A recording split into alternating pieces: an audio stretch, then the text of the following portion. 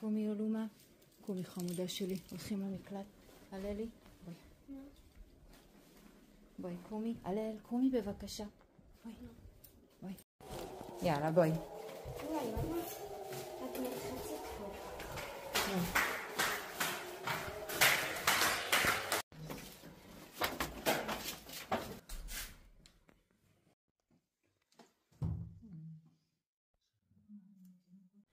This is what our days and nights have looked like since October 7th.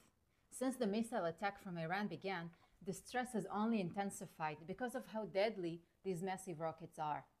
They've already killed dozens of Israelis. Just a few days ago, 2 rockets struck directly in the city where we live. Each of them landed just a 50-minute walk from our home. We felt the shockwave, and naturally, my kids feel the rising tension. If we didn't have our defense systems, like the Iron Dome and others, the thousands of rockets fired by Iran, Hamas, Hezbollah, and the Houthis, all funded by Iran, would likely have killed hundreds of thousands of Israeli civilians since October 23. If we didn't have shelters, the death toll would have been higher.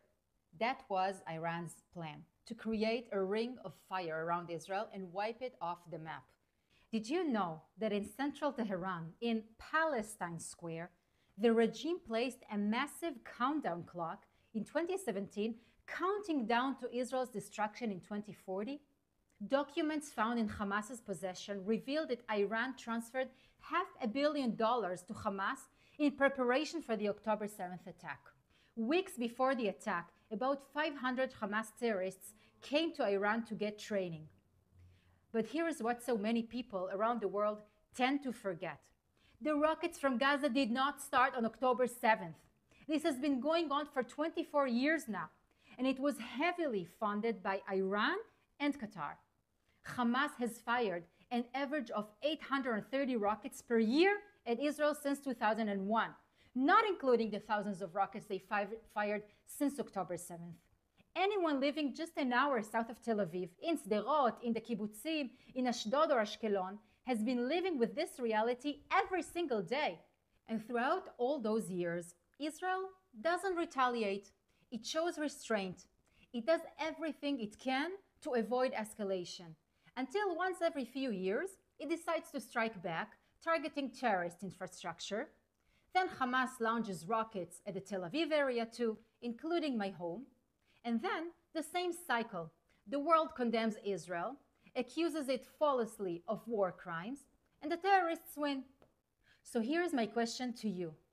What would you do if terrorists fired at you for over 20 years, and then, on the morning of your high holiday, committed a massacre, slaughtering children, women, and elderly in their beds, and young people at a music festival, killing 1,200 people, kidnapping 251 people, and immediately after, those same terrorists went back to hide among civilians in hospitals, schools, kindergarten, mosques, and even UN facilities? This is their warfare strategy. They exploit international law to survive. They know they're trapping Israel, making it impossible to defend itself without harming civilians.